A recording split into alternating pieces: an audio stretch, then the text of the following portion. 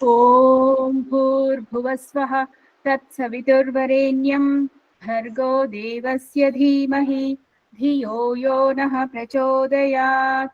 ఓం అసతో మా సద్గమయ తమసో మా జ్యోతిర్గమయ మృత్యోర్మా అమృతంగమయ. ఓం సహనా భవతు సహనౌ భునక్తు సహ వీర్యం కరవావహై తేజస్వినావధీతమస్తు మా విద్విషావహై. ఓం శాంతి శాంతి శాంతి. ఓం నమస్తే మాతాజీ. సర్వేభ్యో నమో నమః. అందరికీ నమస్తే. ఈ బృహదారణ్యక ఉపనిషత్తులోకి వెళ్లే ముందు అంటే కొంచెం వేదాలకు తెలుగులో అనువాదం చేస్తున్నాను. అయితే ఆ అనువాద ప్రక్రియలో అథర్వ వేదంలోని 2 మంత్రాలని ఉదయం చదవడం జరిగిందనమాట. అది మీతో పంచుకునే ప్రయత్నం చేస్తా. అథర్వ వేదంలోని 12వ కాండములో ఒక మంత్రం వస్తుంది. యః అస్య సర్వజన్మనః ఈశే సర్వస్య చేష్టతః అతంద్రో బ్రహ్మణాధీరః ప్రాణో అమానుతిష్ఠతు. మన అందరికీ తెలుసు మనకి జన్మలుంటవి అని తెలుసు. కానీ ఆ పరమాత్ముడు ఎంతటి మహనీయుడు అంటే పూర్వజన్మ ఉందా లేదా అనడానికి ఈ మంత్రాన్ని మీరు ఆధారంగా తీసుకోవచ్చు. సర్వజన్మనః, ఆ పరమాత్ముడు మనం ఎన్ని జన్మలెత్తామో, ఇప్పటి వరకు ఎన్నిసార్లు జన్మలెత్తామో అంటే అన్నిసార్లు ఈ శరీరమున ఎవరు ప్రాణం పోశారు? పరమాత్ముడే పోసారు. పరమాత్ముడే ప్రాణం పోశారు. అది మనం తెలుసుకోవాలి. ఆ పరమాత్ముడు నిరంతరము మనకు ప్రాణం పోస్తూనే ఉన్నాడు. ఏ మానవుడైతే ప్రాణమిస్తున్నటువంటి అంటే ప్రాణమును ధరింపజేస్తున్నటువంటి పరమాత్ముణ్ణి మర్చిపోతాడు. ఎలా మహా ఉపకారము చేసినటువంటి తల్లిదండ్రుల్ని ఏ సంతానమైతే గౌరవించదో, బహిష్కరిస్తుందో, అతనిని అందరూ కూడా చాలా విభిన్న చూపుతో చూస్తారు. తల్లి రుణము తీర్చుకోలేని వాడి పుట్టుకెందుకు అంట. మరి నేను ఇక్కడ తల్లిని నేను మానవీయ బంధాలతో పోల్చడం లేదు. ఒక తల్లి దాదాపు ఒక 5 సంవత్సరాలు మలమూత్రాలు శుద్ధి చేసి తన స్తన్యము నుండి మనకు పాలను ప్రసాదించి, ఒక తండ్రి చెమటనక, వేడనక, వర్షమనక, చలి అనక అహర్నిశలు తన బిడ్డల యొక్క ఎదుగుదలకు కృషి పడితే మీరు మొత్తం చూడండి, ఎక్కువ మనం 10 సంవత్సరాల వరకే వాళ్ళకి సేవ చేస్తాం. ఇంకా చూడాలి అంటే పిల్లలు అడుగులు వేస్తున్నప్పుడు ఆ గ్లాస్ తెచ్చివునానా, అక్కడికి వెళ్ళి తెచ్చివునానా అడుగుతాం. మీరు పోల్చుకోండి. వాళ్ళు యుక్త వయసుకు వచ్చే వరకు మీరు మా అంటే 24 సంవత్సరాలు కష్టపడతారు ఒక పిల్లల వెనక. ఆ తర్వాత వాళ్ళకి ప్రపంచం అర్థమవుతుంది, వాళ్ళు ఉద్యోగస్తులు అయిపోతారు, వాళ్ళు సమర్థులు అయిపోతారు. మరి 24 సంవత్సరాలలో కూడా మీరు ఎన్నోసార్లు మీ పిల్లలతో మీకు నచ్చినట్టుగా పనులు చేయించుకున్నారు, వాళ్ళతో సుఖపడుతున్నారు, అన్ని రకాలుగా జరిగింది. అయినా బాల్య దశలో మలమూత్రాలు శుద్ధి చేసినటువంటి తల్లిదండ్రులకి రుణము తీర్చుకోకపోతే వాడు ఎటువంటి పుత్రుడు అంటున్న ఈ వాక్యే మరి జన్మ జన్మాంతరాల నుండి పరమాత్ముడు ప్రాణం పోస్తున్నాడే. తల్లి అన్న తండ్రి అన్న ఒక సమయం వరకే ఉంటున్నారు ఈ జీవాత్మతో. ఈ జీవుడి యొక్క ఎదుగుదలకి ఒక సీమిత ఆయువు వరకే ఉన్నారు.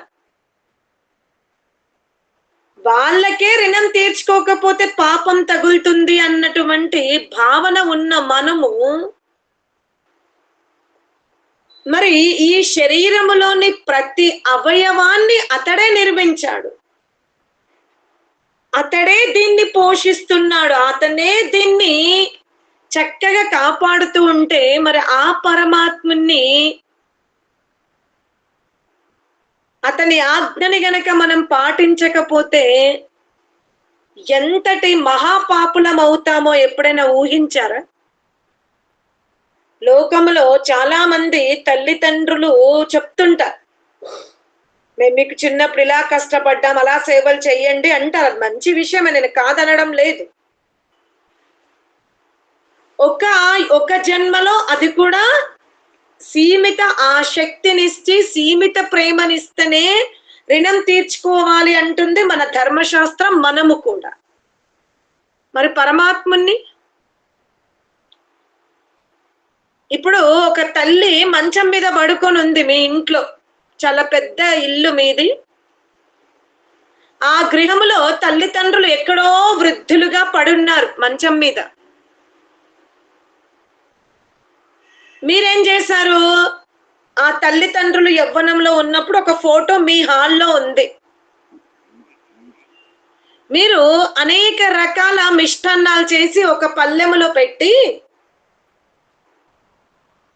ఫోటో దగ్గర మాత్రం ఇలా నైవేద్యాలు ఎక్కిస్తున్నారు. ఇప్పుడు చెప్పండి, ఆ విధి సరి అయినదా కాదా? తల్లిదండ్రులు జీవించి ఉన్నారు, ఒక మూల గదిలో ఉన్నారు. మీరు కూడా వంట ఇంట్లో చేసిన అనేక పదార్థాలని శ్రద్ధగా ఒక పల్లెములో పెట్టి వాళ్ళ చిత్రం దగ్గర ఆ నైవేద్యాన్ని పెట్టి భుజించండి అంటున్నారు. ఈ క్రియ మీకు ఎలా అనిపిస్తుంది చెప్పండి? Near waste. వాళ్ళకి పెట్టాలమ్మా, ఫోటోకి పెట్టి ఏం లాభం? వాళ్ళకి పెట్టాలి. వాళ్ళు బతుకున్నారు కదా, బతుకున్నప్పుడు పెట్టండి. వాళ్ళు ఇంకా బ్రతికే ఉన్నారు, ఇంకా చనిపోయింది నేను అనట్లేదు, బ్రతికే ఉన్నారు వాళ్ళు.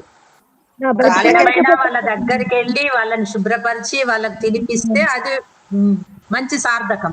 లేకపోతే అంత వేస్ట్, వ్యర్థం. వాళ్ళ జీవితం కూడా వ్యర్థమే. ఒట్టి ఫోటోకు బతుకుండగా కూడా చూడకుండా ఫోటోకు చూపెడితే వాళ్ళ వ్యర్థమే వాళ్ళందరూ. మరి విగ్రహారాధన ఏంటి? విగ్రహారాధన కూడా అదే అమ్మా, అదే అంటున్నారు. చెప్పండి, విగ్రహారాధన ఏంటి?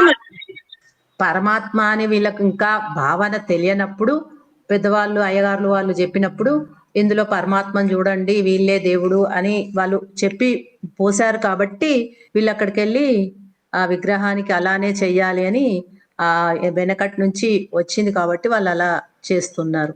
ఇప్పటికి కూడా తెలిసినా అలానే చేస్తున్నారు.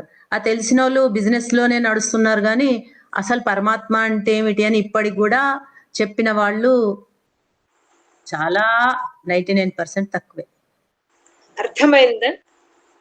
ఆ వృద్ధ దంపతులకి భోజనాది పదార్థాలు జీవించి ఉన్నప్పుడు వాళ్ళు ఎలా తింటారో, ఏ విధముగా తింటారో ఆ విధమైన క్రియ చేస్తేనే వాళ్ళు ప్రసన్నులైనట్టుగా.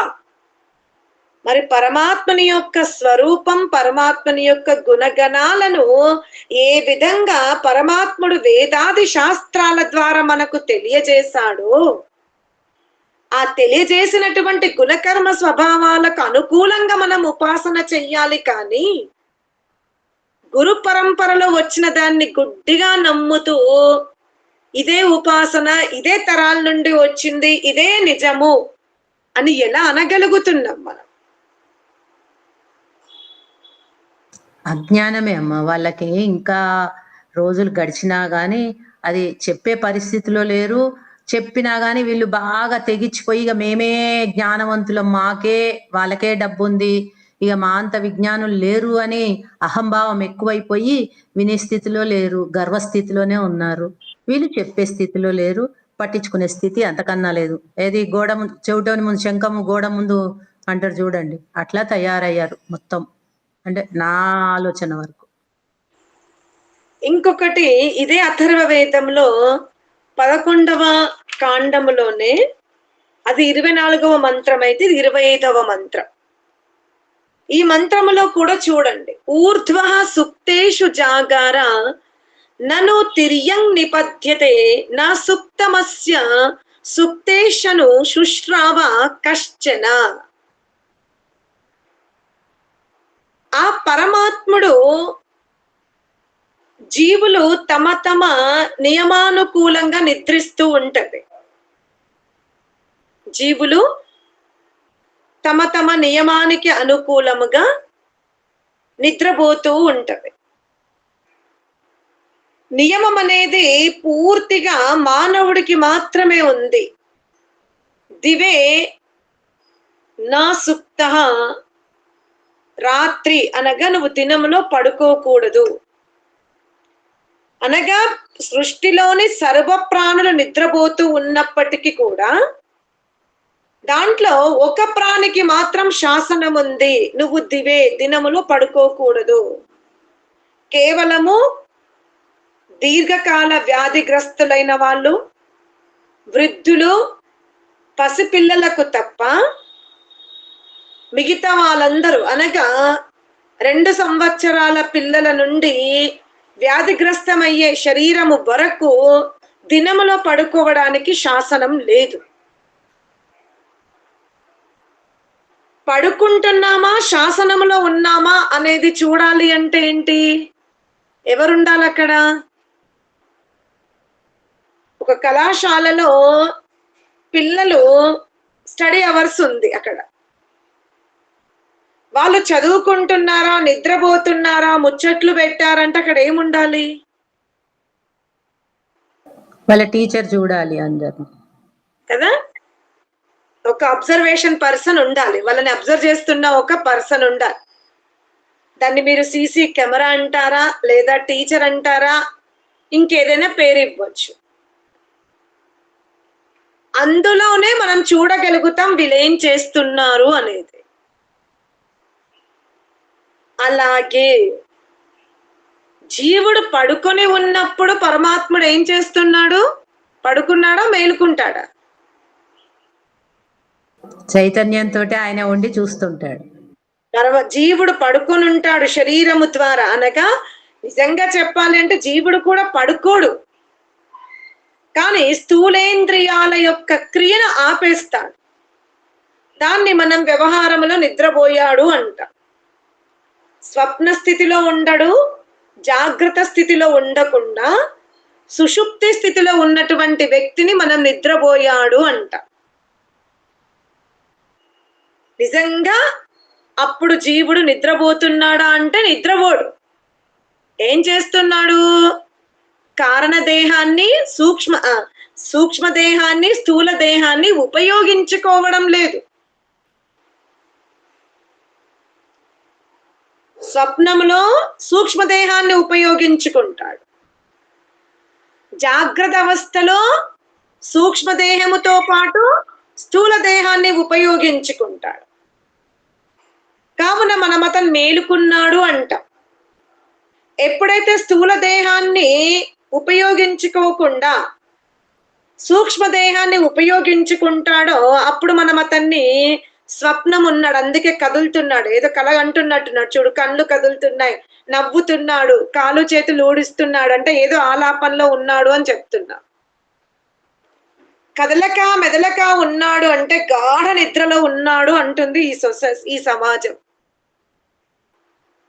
అనగా జీవుడు పడుకోడు ఎప్పుడు కూడా, అది మీరు తెలుసుకోండి. కానీ వ్యావహారికంగా మనం పడుకున్నాడు అంటాము స్థూల దేహాన్ని ఉపయోగించుకోకపోతే.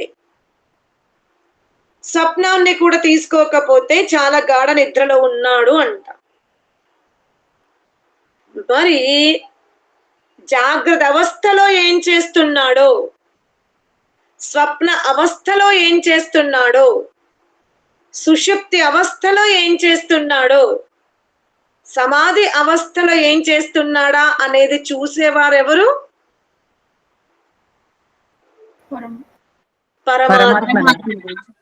పరమాత్ముడే ఈ జీవుని యొక్క 4 స్థితులను పరిశీలిస్తూ ఉన్నాడు. మరి పరిశీలించాలంటే ఆయన ఏం చెయ్యాలి?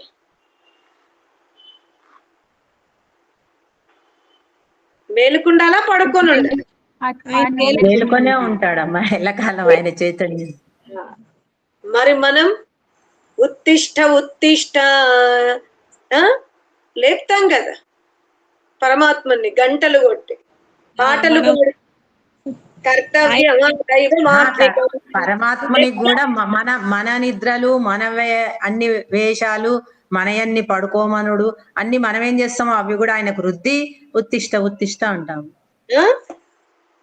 ఏంటి సుప్రభాతం, బాలాజీ అదే అమ్మా అన్ని అదేంటి నిషి పూజ అన్ని అంటారు కదా, అవన్నీ మనకి ఏమున్నాయో ఆయనకు కూడా ఆరోపణ చేస్తున్నారు. అర్థమైందా? ఇలా ఉంది మన స్థితి. ఆ పరమాత్ముడు చివరికి మన నిద్రలో కొంచెం పక్కకి జరుగుతాం. ఆ మంత్రాన్ని పొద్దున అనువాదం చేసేటప్పుడు అసలు చాలా ఒక గొప్ప అనుభూతి అనిపించింది. మనం నిద్రలో పక్కకు జరుగుతూ ఉంటాం, బొర్లుతూ ఉంటాం. ఆ పరమాత్ముడు అది కూడా చెయ్యడంట. ఎలా? తల్లి చూడండి, శిశువు తనకి దగ్గరగా కౌగిలించుకొని పాలు త్రాగుతూ నిద్రపోతూ ఉన్నప్పుడు మీరు మాతృత్వ స్వరూపాన్ని చూడండి. తల్లి నెమ్మదిగా తన స్తన్యాన్ని, శిశువు నిద్రకు పోయినప్పుడు ఆ నోటిలో ఉన్న స్తన్యాన్ని తల్లి నెమ్మదిగా బయటకు తీసుకుంటుంది, తన వైపు తీసుకుంటుంది. వేగంగా తీసుకుంటే ఎక్కడ లేసి మళ్ళీ నిద్రని కోల్పోతాడేమో అని తల్లి ఎడమ చెయ్యి నుండి శిశువుని ప్రేమ చేస్తూ, కుడి చేతి కూడా బొజ్జ కొడుతూ కొడుతూ నెమ్మదిగా తన అవయవాన్ని తన వైపు తీసుకుంటుంది. అలా తీసుకుని ఆ శిశువు నుండి నెమ్మదిగా పక్కకు జరుగుతూ ఉంది. అసలు ఆ పరమాత్ముడు తిరియక్ అసలు జీవుడి నుండి పక్కకి వెళ్ళడంట పరమాత్ముడు. అసలు జీవాత్మ పరమాత్మని యొక్క స్థితి తల్లి అయిన మాతృత్వంలో ఎంతో అర్థం దాగి ఉంది. తల్లి అంటేనే ఒక పరమాత్మని లాంటి ఉపకారం చేస్తున్నటువంటి పవిత్ర స్త్రీ. ఆమె అర్థం చేసుకోండి, ఆ మంత్రంలో అది చెప్తాడు. అసలు ఆ పరమాత్ముడు బొర్లడు, పక్కకు కూడా జరగడు, ఎప్పుడు మేలుకొనే ఉంటాడు. మరి అలా మేలుకొని ఉన్న పరమాత్ముని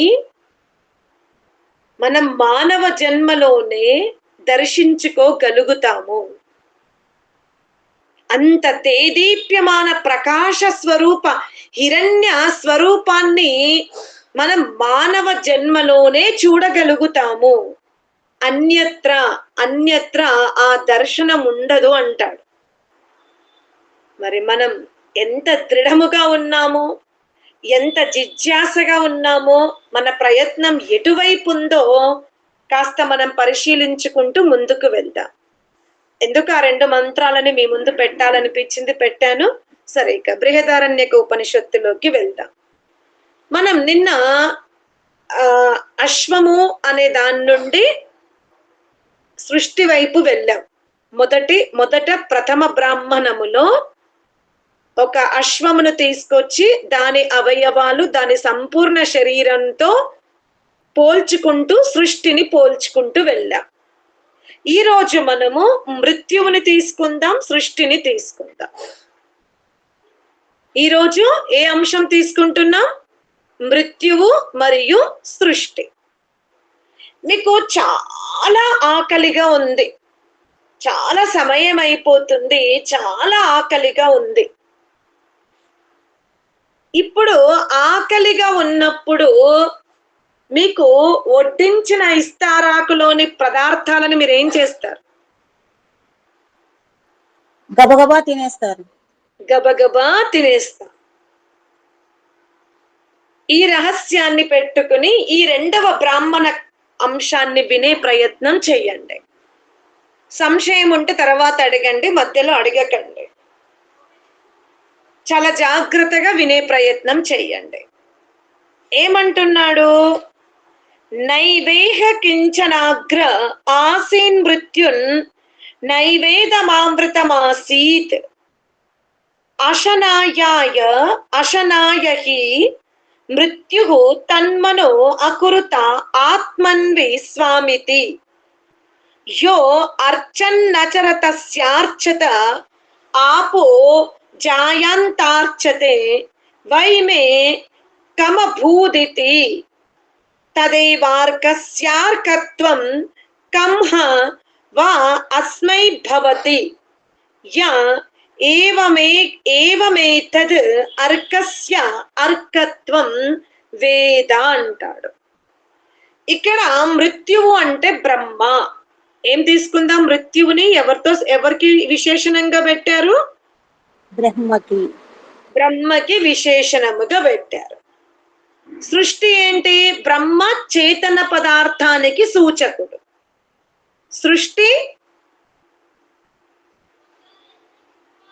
జడ పదార్థమునకు సూచకం. అర్థమైందా? జడ పదార్థమునకు సూచకం ఎవరు? ఈ సృష్టి. జడ పదార్థమే కదా. ఈ సృష్టి జడ పదార్థం, బ్రహ్మ చేతన పదార్థం.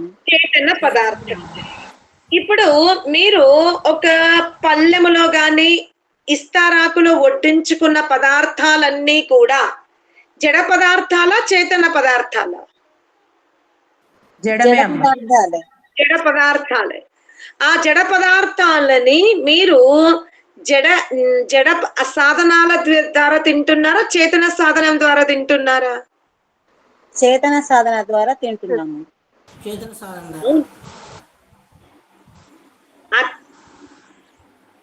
జడ సాధనాల ద్వారా తింటున్నారా? దేని ద్వారా తింటున్నారు? నోరు జడమా, చేతనమా? జడములే గాని జీవాత్మ పరమాత్మ చేత మనకు ఆ చైతన్యం వచ్చి దాన్ని అక్కడి నుంచి తీసుకుంటాం. ఆ చైతన్యత్వం మన చేతిలో ప్రవేశించినాక. సరే, నేను అడుగుతుంది ఏంటి, చేతనుడు ఈ ఆహార పదార్థాలని ఏ సాధనము ద్వారా భుజిస్తున్నాడు? జడ సాధనము ద్వారానా, చేతన సాధనం ద్వారానా? బాగా అర్థం చేసుకుని, అందుకే చెప్తా, కన్ఫ్యూజ్ అవ్వకండి. పరమాత్ముడు చేతనుడు కాబట్టి ఆ చేతనుడు అయినటువంటి ఆ ఆనందాన్ని చేతనుడైన జీవుడే ఆస్వాదిస్తాడు. చేతనుడైన జీవుడు చేతనుడైన పరమాత్ముని ఆస్వాదిస్తాడు. ఈ జడ పదార్థాలని జడ పదార్థము ద్వారానే ఆస్వాదింప చేసుకుంటున్నాం. అది మీరు తెలుసుకోండి. అర్థమైందా? భోజన పదార్థాలన్నీ కూడా మనం జడముగా భావిస్తాం. మళ్ళీ లోపలికి వెళ్ళి అక్కడ కూడా జీవుడు ఉన్నాడు కదా, అదే రేతస్సుగా మారుతుంది కదా అని ఆ సిద్ధాంతంలోకి వెళ్ళకండి. ఇప్పుడే స్థూలముగా అన్నము, కూరగాయలు, పాత్రలు, ఇస్తారాకులు, చేతి, నోరు ఇవన్నీ కూడా ఏమిటి? జడ పదార్థాలే. కాబట్టి జడ పదార్థమే జడ పదార్థం యొక్క రుచిని చూపిస్తుంది. అలాగే చేతన పదార్థమే చేతన పదార్థం యొక్క రుచిని చూపిస్తుంది. చేతన పదార్థం యొక్క స్వభావము జడముకు అర్థం కాదు, జడ పదార్థం యొక్క స్వభావము చేతనానికి అర్థం కాదు. అది గుర్తుపెట్టుకో. ఇప్పుడు ఈ శరీరమున పరమాత్ముడు ఎప్పటి నుంచో ఉన్నాడు. ఎప్పుడైనా చక్షురాది ఇంద్రియాలు ఆ పరమాత్ముని దర్శించుకోగలుగుతాయా? దర్శించలేవమ్మా. అందుకనే ఆ ఆ జడములోనే పరమాత్ముడు వ్యాపించి ఉన్నప్పటికీ కూడా ఏ జడ పదార్థము కూడా పరమాత్మని తెలుసుకోవడం లేదు. కానీ చేతనుడే అల్పదేశి అయి సర్వత్ర వ్యాపించి ఉన్న చేతన స్వరూపాన్ని తెలుసుకుంటాడు. ఇప్పుడు మనం భోజనం తింటున్నాము అనంటే బాగా ఆకలి వేసింది, బాగా నోరు తెరుచుకొని ఇలా గబా గబా తినేస్తున్నాం, అంత ఆకలిగా ఉంది మనకి. ఇప్పుడు చెప్పండి, ఆ పదార్థాలు నశించాయా లేదా మీ ఉదరములో సురక్షితంగా ఉన్నాయా? నశిస్తాయమ్మా. అందుకే చెప్పా, సమాధానం ఇచ్చే ముందు చాలా జాగ్రత్తగా ఇవ్వండి లేదా మౌనంగా ఉండండి అన్న. ఇస్తారాకులో ఉన్నటువంటి అన్నం నోటిలోకి వెళ్ళిన తర్వాత అది నశించిందా, మీ ఉదరములో భద్రముగా ఉందా?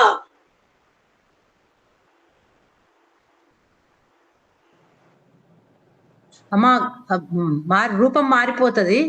నేను రూపం అడిగే దానికి మాత్రమే సమాధానం ఇవ్వండి. మీ నశిస్తుంది. ఇక సిద్ధాంతం చెప్పేం లేదు. ఉదరంలో ఉంటుందమ్మా. మనం తీసుకున్న ఆహారము ఇస్తారాకుల్లో లేదు, కానీ ఎక్కడుంది? ఉదరంలో భద్రంగా ఉంటుంది. మన శరీరంలోనే ఉందమ్మా, అది నశించదు కదా. నశించితే ఇంకా తీసుకొని మనకు ఉపయోగం ఏముంది? శరీరానికి బలం ఎలా వస్తుంది? ఇదంతా చేసేది క్రియ నశించలేదు. తీసుకున్న పదార్థము శరీరములోకి వెళ్ళిన తర్వాత అది నశించడం లేదు. ఈ సిద్ధాంతాన్ని చాలా జాగ్రత్తగా వినండి. జ్యోతి, నువ్వు కూడా నశిస్తుంది అని చెప్పా. అనుమాతాజీ తప్పైంది. నేను తప్పు ఒప్పు ఎందుకు ఆ ఓడు కన్ఫ్యూజన్ వద్దు అంటా. నేను అంటే మామూలుగా ఉద్రంగా పోయినాక అరిగిపోతుంది కదా. సరే, అరిగిపోతుంది, అదని నేను పట్టుకొస్తా. అరుగుతుంది అంటే ఏమవుతుంది అక్కడ? అందుకే నేను చాలా సార్లు కుండ ఉదాహరణ ఇచ్చిన. మనం ఒక కుండని తీసుకొచ్చాం, ఆ కుండ పగిలిపోయింది. పగిలినప్పుడు ఏం చేస్తాం? ఆడుతున్న మైదానంలో పిల్లలు ఆడుతుంటారు, దీన్ని ముక్కలు ముక్కలు చెయ్యండ్రా అన్నాం. పిల్లలు ఏం చేస్తారు? దాన్ని అంతా చూర చూర చేశారు. చేసిన తర్వాత ఏమన్నాము? దాన్ని ఆకాశంలోకి విసిరేయండి అన్నాం. ఇప్పుడు పిల్లలు ఏమంటారు? కుండ మాయమైంది అంటారు. కానీ మీకు తెలుసు కుండ మాయమైందా లేకపోతే ఆ కణాలు ఇంకా ఉన్నాయా? కణాలు ఉంటాయి. కానీ పిల్లలకి అది అడ్డుపడడం లేదు. అది మళ్ళీ అదంతా అగ్గుపడాలి అంటే ఏం చేయాలి? మనం మళ్ళీ కుండను తయారు చేస్తేనే కుండ తయారైపోతుందా? మీరు ఆ మట్టి క్రియ చెయ్యాలి. మళ్ళీ ఏం చేయాలి? క్రియ చెయ్యాలి. ఏం క్రియ చేయాలి? మీరు ఆకాశం వైపు ఆ కణాలన్నిటినీ ఇసిరేస్తారు. అవి ఎక్కడెక్కడో పడ్డవి, అవన్నీ మళ్ళీ ఒక దగ్గరికి తేవాలంటే ఏం చేయాలి మనం? వాటన్నిటిని సేకరించాలి. దాన్ని ఊడ్చో లేకపోతే ఒక దగ్గర కుప్ప చేసో చెయ్యాలి. అంటే కుండలో ఉన్నటువంటి మట్టి కణాలు అవి నశింపబడలేదు. ఏమైనవి అవి? చిట్లి చాలా చోట్ల పడుతుంది. మరి సిద్ధాంతం ఎట్లా పడతారు? కొంచెం మారినా ఎందుకంత? నేను అదే చెప్తున్నాను, బృహదారణ్యక ఉపనిషత్తును వినేటప్పుడు మాత్రం చాలా జాగ్రత్తగా వినండి, చాలా జాగ్రత్తగా అర్థం చేసుకోండి. తొందరపడి నాలుకని వదలకండి. ప్రపంచములో ఏ పదార్థము కూడా నశించదు, అది అణువణువుగా విభజింపబడుతుంది. ఎలా ఆకలిగా ఉన్నప్పుడు మనం అన్నమును తీసుకుంటే అది ఉదరములో ఉంది. నేను ఎలా ఉందని అడగలేదు, ఏ రూపములో ఉందని అడగలే. నేను భుజించిన ఆహారము ఎక్కడ ఉంది అని అడిగిన, నేను అంతే. ఇస్తారాకుల్లో లేదు. మీరు భోజన పదార్థాలు తయారు చేసిన పాత్రలో లేదు, కానీ ఇంకొక చోట అది ఉంది. అది ఎక్కడుంది? ఉదర భాగంలో ఉదరములో ఉంది. అది ఉదరములో ఎప్పుడు వెళ్ళింది? మనకు బాగా ఆకలి వేసినప్పుడు ఉదర భాగంలోకి వెళ్ళింది. ఇలా నేను ప్రతి ఎపిసోడ్ ని మీకు 0 నుండి చెప్తేనే మీకు అర్థమవుతుంది. దీనికి 2 కారణాలు. ఒకటి మీరు రెగ్యులర్ గా రాకపోవడం, ఇంకోటి క్లాస్ అయిపోయాక దీని మీద శ్రద్ధ పెట్టకపోవడం. రామాయణ కథలాగా వింటే ఉపనిషత్తుల సారాంశం ఎప్పుడు అర్థం కాదు. అందుకే చాలా జాగ్రత్తగా రెగ్యులర్ గా వినండి, రెగ్యులర్ గా మననం చెయ్యండి. అదే సిద్ధాంతం వస్తుంటది, కానీ మీరు పట్టుకోవడానికి ఇంత కష్టపడతారు. ఇప్పుడు మీరు చూడండి, ఆకలి వేసింది, పదార్థాన్ని మనం భుజించాము అంటే ఇప్పుడు పదార్థం ఎక్కడ లేదు? విస్తర్లో లేదు, పాత్రలో లేదు. పాత్రలో లేదు, కానీ ఎక్కడో ఒక దగ్గర ఆ పదార్థం ఉన్నది. ఉంది. దాన్ని మనం ఏమన్నాము? ఉదరము అన్నాం. ఎక్కడుందంటే ఏం చెప్పాము? ఉదరము అన్నారు. ఇంతవరకు సిద్ధాంతం అర్థమైందా? అర్థమైందా? అర్థమైందమ్మా. ఉదరములో ఉన్నంత మాత్రాన, ఉదరములో అంటే కడుపులో ఉన్నంత మాత్రాన అది జీవాత్మ కాదు. అర్థమైందా? కడుపులో ఆ పదార్థాలు ఉన్నంత మాత్రాన ఆ అన్నము ఎప్పుడు కూడా జీవాత్మ కాదు. కాదు. అలాగే జీవాత్మ నుండి ఆ భోజ్య పదార్థాలు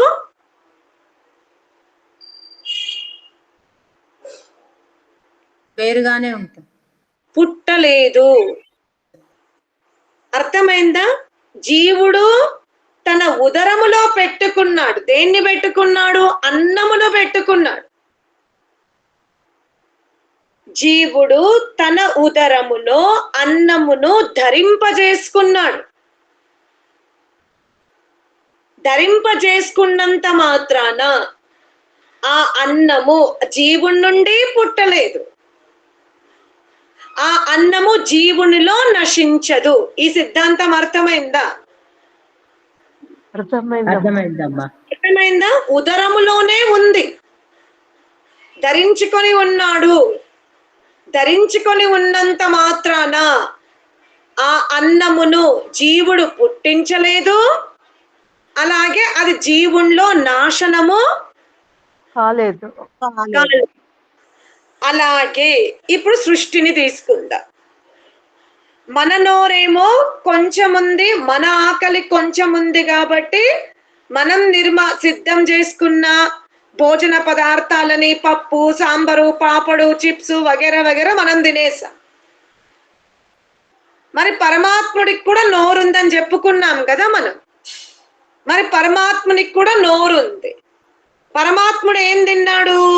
సూర్యుణ్ణి, చంద్రుణ్ణి, నక్షత్రాలని, వనస్పతులను, ఔషధాలను, వివిధ వృక్ష జాతులను, చివరికి చేతన జీవుల్ని అన్నింటిని కూడా భుజించాడు. ఏం చేశాడు పరమాత్ముడు? ఆకలి వేసినప్పుడు భుజించాడు, అన్నిటినీ భుజించాడు. ఎన్ని? సర్వ జీవులని, సూర్యచంద్రుడు, నక్షత్రాలు అన్ని సృష్టిలో ఉన్నాయన్ని భుజించాడు. అంటే ఇవన్నీ ఎక్కడున్నవి? తన గర్భంలో ఉదరములో ఉన్నది. సిద్ధాంతం అర్థమైందా?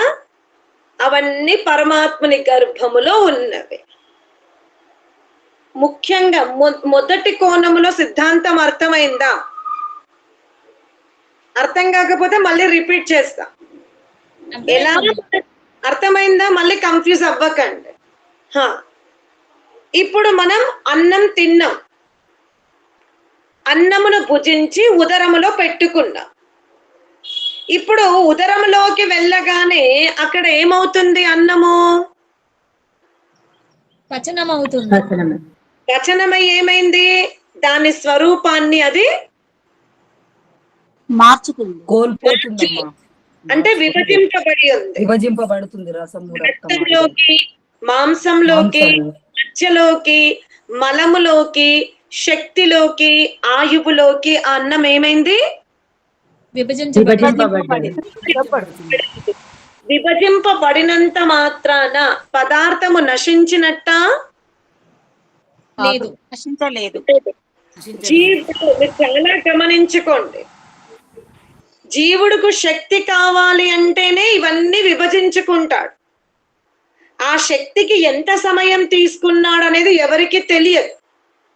కానీ జీవునకు నాకు మాంసం కావాలి, మజ్జ కావాలి, రక్తం కావాలి, మలం కావాలి, ఇవన్నీ శక్తులు కావాలి అన్నప్పుడు ఏం చేస్తాడు? అతను ఆ భోజనాన్ని స్వీకరిస్తాడు, భుజిస్తాడు, విభజించుకుంటాడు. అలాగే పరమాత్ముడు కూడా ప్రళయములో ఈ పదార్థాలన్నింటిని ఏం చేసుకున్నాడు? తన గర్భములో కలుపుకుంటాడు, మొత్తం తన గర్భములో ధరింపజేసుకున్నాడు. మళ్ళీ సృష్టి కావాలి అన్నప్పుడు ఏం చేశాడు? ఆ పదార్థాలన్నింటిని కూడా